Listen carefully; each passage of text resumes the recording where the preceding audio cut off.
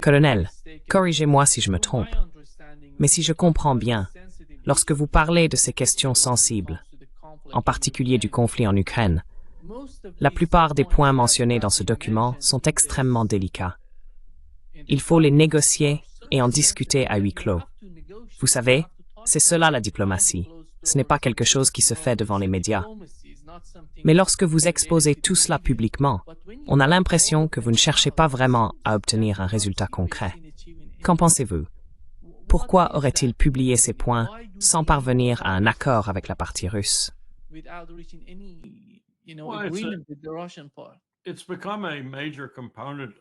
C'est devenu un élément majeur de la diplomatie américaine. Et je dois l'admettre, cela remonte à longtemps, jusqu'à Ronald Reagan et même avant lui. Le dernier président à agir, à mon avis, de manière furtive, pour ainsi dire, et à le faire avec succès, fut Richard Nixon. Et l'endroit le plus emblématique où il l'a fait, bien sûr, fut avec Zhou Enlai et Mao Zedong en Chine. Nous ne croyons plus en ce type de diplomatie. Nous croyons qu'il faut être secret seulement un moment ou deux, puis utiliser ce secret et la révélation de ce secret comme partie de nos tactiques de négociation. Nous sommes stupides. En d'autres termes, nous sommes probablement, sans aucun doute, la grande puissance la plus incompétente du monde en matière de diplomatie.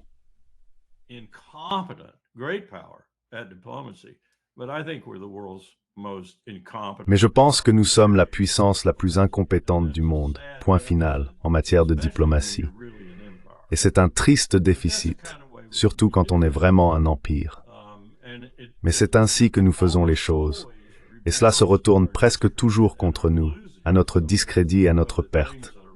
Nous devons donc faire d'autres choses plus sournoises pour tenter de renverser la situation et de gagner. Mais dans ce cas, pour revenir à mes remarques initiales, que j'avais dites prudentes quant à l'optimisme, c'est la manière particulière de Trump de négocier. Et je pense que Wilkerson a prouvé encore et encore que mon opinion initiale de lui, celle d'un adulte à un pique-nique d'idiots, était totalement erronée.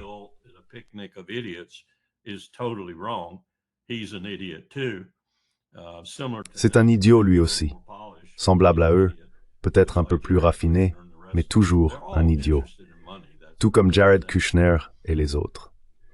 Ils ne s'intéressent qu'à l'argent, c'est leur principale préoccupation.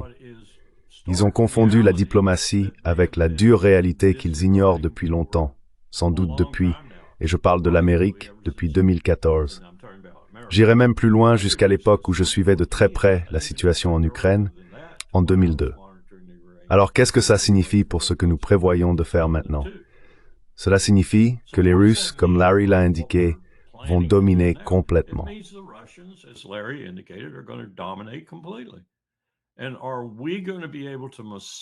Et allons-nous être capables de gérer cela avec nos fuites, nos contacts médiatiques et nos idiots qui passent à la télévision pour en parler, dans la mesure où nous pouvons préserver une partie du prestige de Trump à mesure que cela avance? Je ne sais pas. Ce sera peut-être la chose la plus difficile à faire, parce que nous allons perdre, gagner, perdre, gagner.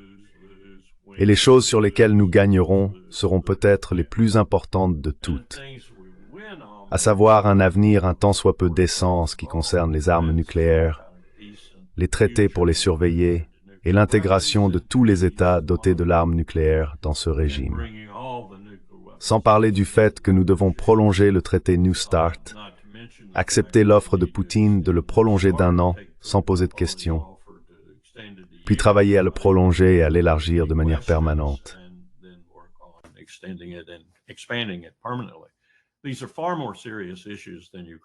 Ce sont des problèmes bien plus graves que l'Ukraine. Je déteste dire cela à propos des personnes qui sont mortes des deux côtés, mais ce sont des problèmes bien plus graves que l'Ukraine. Et nous devons nous y attaquer. Si c'est tout ce qui en ressort positivement, alors c'est une bonne négociation. Tant pis pour l'Ukraine. Mais c'est la réalité de toute la situation. Ils vont gagner et nous allons perdre et nous devons gérer cette perte. Nous avons récemment prouvé, avec les dossiers Epstein en particulier, comme question intérieure, et avec d'autres choses comme la situation en Israël, que nous ne sommes pas très doués pour gérer la perte surtout la perte dans les médias qui nuit à Donald Trump.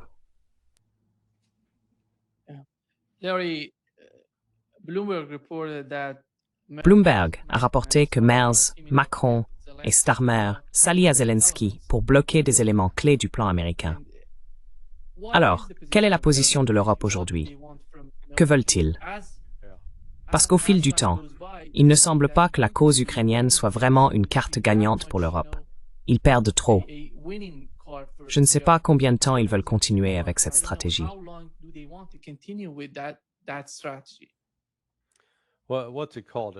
Eh bien, comment ça s'appelle déjà? Le biais des coûts irrécupérables. Vous savez, une fois que vous avez mis tout votre argent, vous allez encore emprunter pour pouvoir parier davantage au casino. C'est ce que fait l'Europe. Renforcer l'idiotie stratégique. Oui, ce serait le RSI. Quand on parle de quoi que ce soit qui concerne l'armée, il faut forcément un acronyme, comme le colonel Wilkerson s'en souviendrait. Les Russes croient sincèrement, enfin, ils considèrent l'Europe non pas comme une menace militaire puissante, mais plutôt comme une présence un peu inquiétante, du genre d'un pédophile rôdant autour d'une maternelle. Il faut bien s'en occuper. Et par s'en occuper, j'entends les vaincre.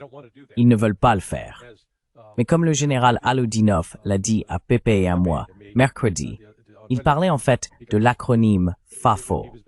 Il a dit, les Français ont pensé que c'est une bonne idée de nous envahir en 1812 et en 1814, nous leur avons rendu visite à Paris.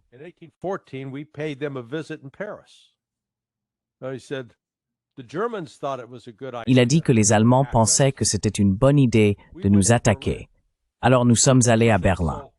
Il a ajouté que si ce groupe actuel d'Européens continue dans cette direction, nous irons là où nous devons aller. Nous ferons ce qu'il faut, parce que nous ferons tout ce qui est nécessaire pour nous protéger. Voilà la mentalité russe.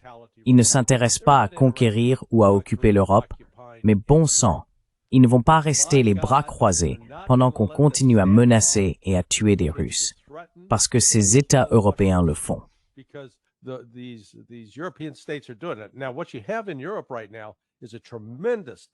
Ce que vous avez en Europe en ce moment, c'est un énorme fossé entre les dirigeants et le public.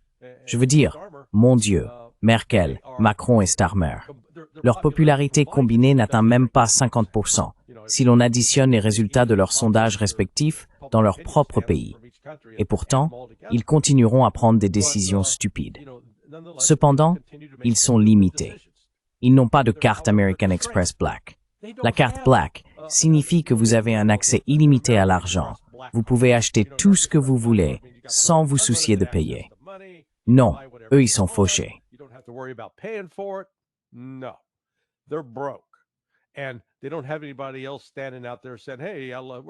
Et ils n'ont personne d'autre pour leur dire « Hey, nous sommes prêts à vous prêter plusieurs milliards de dollars. » Et pendant que tout cela se déroule, il y a ce scandale qui secoue l'Ukraine, une fraude de 100 millions de dollars. C'est un vol de plusieurs milliards de dollars. On parle d'au moins 48 milliards volés et détournés. Ajoutez à cela le fait que l'Europe n'a pas de base industrielle capable de produire des armes pour maintenir les Ukrainiens dans la guerre telle qu'elle est. Et ils n'ont certainement pas une machine magique qui fabrique des soldats, car c'est ce dont l'Ukraine manque actuellement, à un rythme qu'elle ne peut pas compenser. Ils perdent, en termes de pertes, environ 40 000 hommes par mois, tués et blessés. Et à cela s'ajoute au moins, et ces chiffres ne proviennent pas d'une source pro-russe.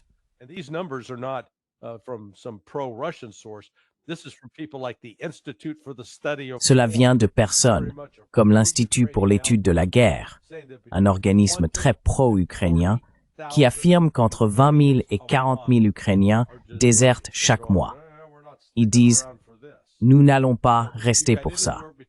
Donc, on compte entre 60 000 et 80 000 pertes sur le front ukrainien.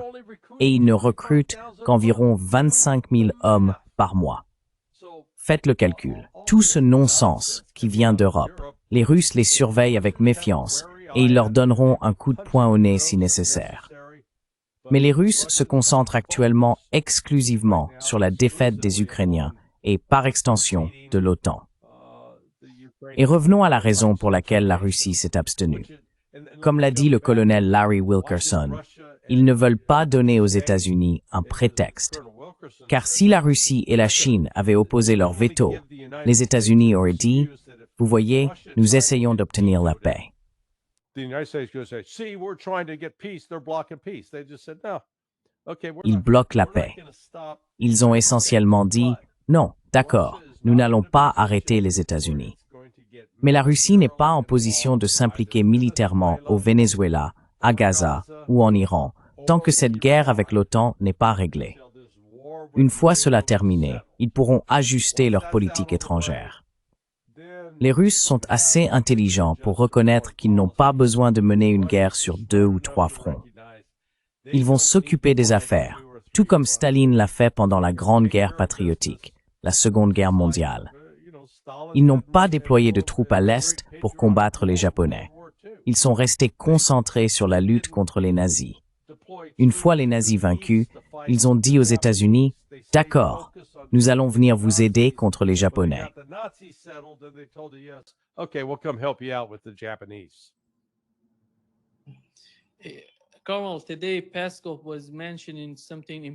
Colonel, aujourd'hui, Peskov a mentionné quelque chose d'important du côté russe. Il a dit que les discussions en cours entre les États-Unis et la Russie portent sur la volonté de dissocier la relation entre les deux pays de ce qui se passe en Ukraine. Ils veulent parler de l'Ukraine, mais d'une manière distincte. Il semble toutefois que Washington cherche à fusionner les deux questions d'une manière ou d'une autre. Comment voyez-vous cela? Washington peut-il réellement parler séparément, maintenir les liens et la relation entre les deux superpuissances, puis avoir une discussion distincte sur l'Ukraine?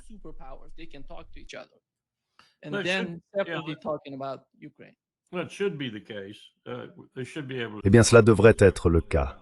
Ils devraient pouvoir parler séparément de l'un et de l'autre. Mais la politique, surtout la politique intérieure dans ce pays, fera que les choses se mêleront de temps en particulier lorsque les démocrates commenceront à se rendre compte qu'ils progressent face à Trump. Et c'est le cas. Jour après jour, ils avancent contre lui. Ils recrutent même certains républicains pour les aider. Et je ne parle pas de Marjorie Taylor Greene, je parle d'autres républicains qui réfléchissent sérieusement, surtout au Sénat, à la direction que prend le pays sous Trump et sous le Parti républicain. Eux aussi en prennent conscience.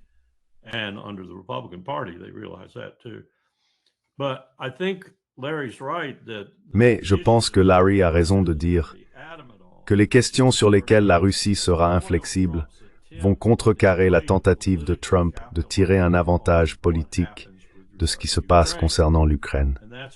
C'est une grosse bête à affronter, parce que si Trump a le sentiment que le volet ukrainien de l'équation, si l'on peut dire, lui nuit considérablement dans sa chance d'obtenir, qu'est-ce qu'il en est maintenant, sa 32e guerre, et que celle-ci serait la 33e et la plus importante, celle où il se présente comme le faiseur de paix. Tu vois, oui, s'il ressent cela, les choses se compliquent. Et peut-être à un point tel qu'il n'en tirera aucun crédit. En fait, peut-être même du discrédit. Et cela va compliquer l'autre camp. C'est inévitable vu notre fonctionnement. Donc je m'inquiète de ce que tu viens de dire, qu'on ne peut pas séparer les deux au fond, à cause de la politique intérieure pour Trump.